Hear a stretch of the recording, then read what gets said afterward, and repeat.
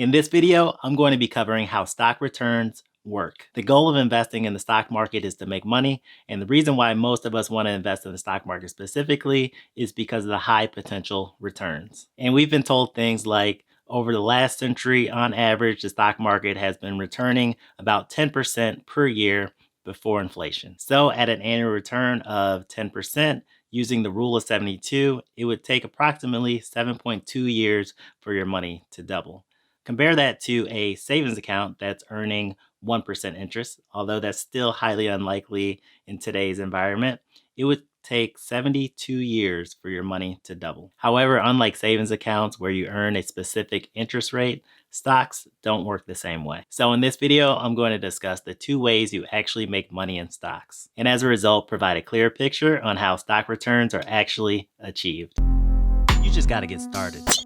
So welcome to my channel. I'm Harlan D. White, where we're focused on debt elimination and personal finance education. On my channel, I talk about a variety of personal finance topics that I'm either implementing or learning along the way as I document my journey of eliminating almost $50,000 in debt. Also, I started a new Instagram page at Personal Finance Education, where I intend to discuss getting out of debt and personal finance topics as well. Now, I'm excited to cover this topic of stock returns because I remember being confused on how you actually make money in the stock market. At the time, my only point of reference was savings accounts.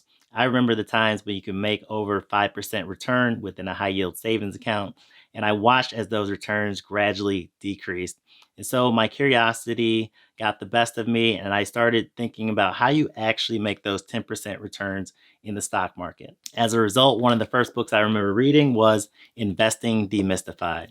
And I read the book cover to cover. I also started listening to audiobooks about Warren Buffett, started reading Peter Lynch, and I got really interested in stocks. So at a high level, that's what I'm going to break down today, specifically how you make returns in the stock market. All right, so there are two ways to make money in the stock market. Number one, capital gains, and number two, dividend income. Now, let's start with capital gains. Capital gains is the profit that you receive when you sell an investment higher than your original purchase price. So let's take, for example, you buy one share at $100. That same share goes from $100 to $130.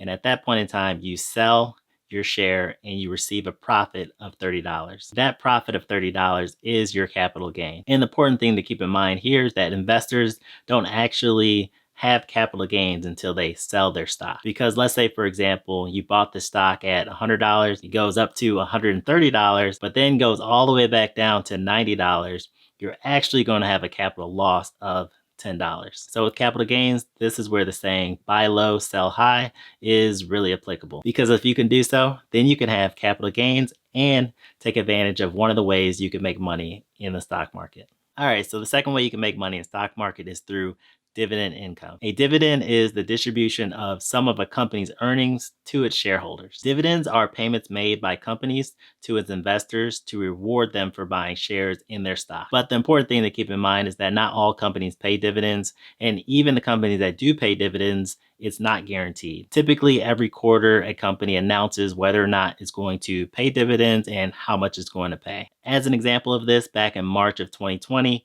over 90 companies that previously were paying dividends either eliminated or suspended their dividends. Dividends may be paid out as cash or in the form of additional stock. In the US, most dividends are cash dividends and are paid in cash payments on a per share basis to investors. For instance, if a company pays 20 cents per share, an investor with 100 shares would receive $20 in cash. Now, stock dividends, on the other hand, are a percentage increase in the number of shares owned. So in this case, if an investor has 100 shares and a company issues a stock dividend of 10%, that investor would now own 110 shares. In many instances, you're able to automatically reinvest your dividends, which helps compound your returns. In fact, according to research by Santa Barbara Asset Management, dividend reinvestment has accounted for more than 40% of the average annual total return of the S&P 500 since 1930. So as you can see, when it comes to stock market returns, dividends also play a big role. All right, so I've covered the two ways that investors can make returns through capital gains and through dividend income. The next area I want to quickly touch on is total returns.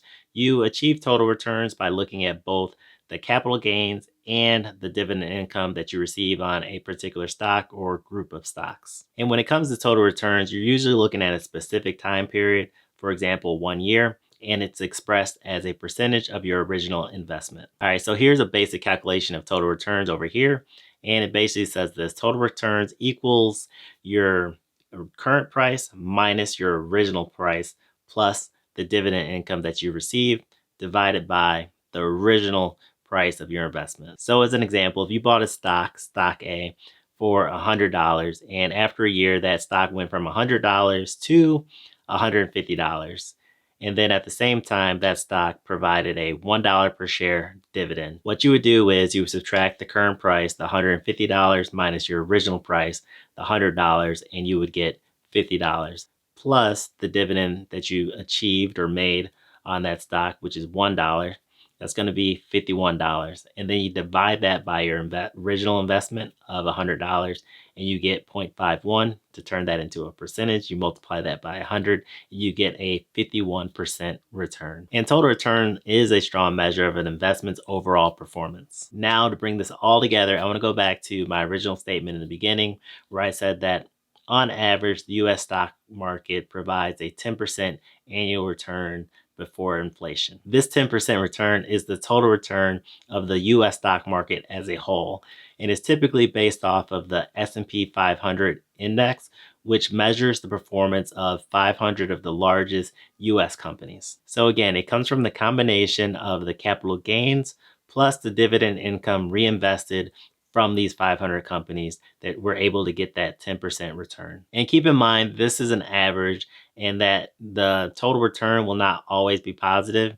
And based on what we've seen historically, there will be some down years. So there you have it at a high level. That's how stock returns work. And as always, if you like the video, make sure you hit that like button. And if you've made it this far, I'd also like to encourage you to hit that subscribe button as well if you have not done so already. Until next time.